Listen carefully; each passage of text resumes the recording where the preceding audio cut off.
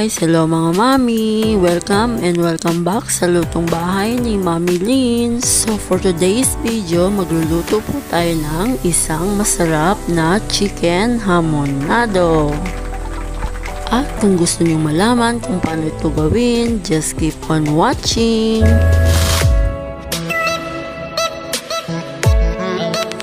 Tara guys, start na tayo sa ating bowl. Pagsamasamahin lang po ang ating mga ingredients.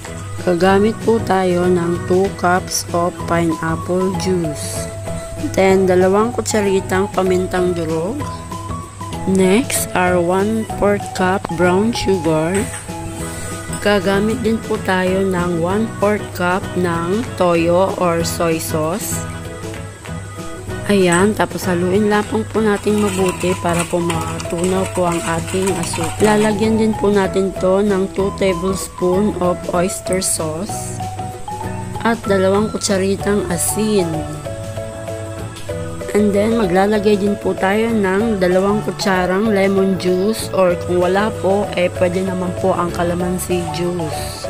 At pagkatapos, pwede na po natin i-marinate ang ating chicken. Ayan. At hindi nga po talaga maiwasang hindi pumiyok.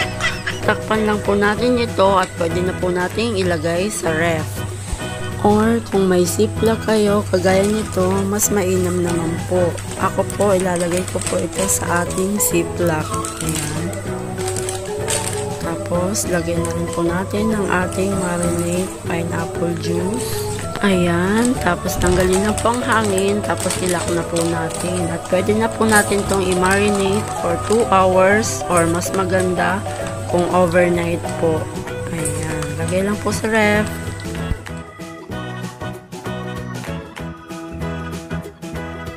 And after po nating ma-marinate ang ating chicken, i-fry lang po natin ng bahagya ang bawat gilid para po magandang tingnan at saka mas masarap po kapag napa-fry. Ayan mga guys, kung napapansin nyo yung pakpak ng ating chicken ay bali. Hindi ko po napansin nung binili ko yan. Pasensya na. Ayan guys, dahan-dahan lang po sana ang paggamit ng ating pangsipit kasi nasusugatan po yung balat ng ating chicken kamukha nung sa akin. Pero okay lang po yun kasi ako lang din po ang kakain nito mga guys. Ayan, at okay na po ito. Pwede na po nating hanguin. Ngayon naman po, magigisa po tayo ng ating bawang.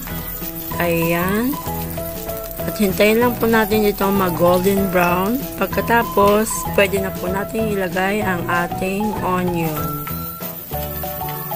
Halu-haluin lang po hanggang sa maluto po ang ating sibuyas. At pagkatapos po, pwede na po natin ilagay ang ating chicken. Ayan. Ang ganda. Ganda ng kulay. At pagkatapos po, pwede na po natin ilagay ang ating marinated pineapple juice. Tapos, takpan lang po natin ito at pakuluan ng 15 minutes. Naka-high heat po ang ating apoy. Ayan.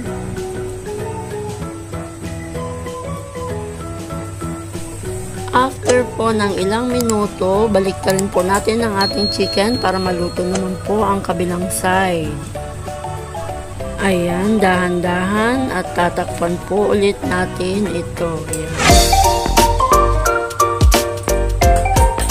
Ngayon po, baliktarin na po natin ang ating chicken at pwede na po natin ilagay ang ating pineapple slice. Ayun, at pumipiyok na naman po si Mami Lynn. Pasensya na po. And then, takpan po ulit natin and cook for another 15 minutes in medium-low heat hanggang sa ma-reduce po ang ating sauce. Ayun. And now it's done. Luto na po ang ating napakasarap na ulam. Ayun o. Subukan nyo na po ito mga mami. Siguradong hindi po kayo magsisisi, lalo na po sa mga espesyal na okasyon. Bagay na bagay po ito. Wow, ang sarap. Tara guys, kain po tayo. And thank you for watching guys. At kung hindi pa kayo nakasubscribe, please subscribe, like, and share. And click nyo na rin po ang notification bell para updated po kayo sa aking bago pang mga video. And God bless. Bye-bye!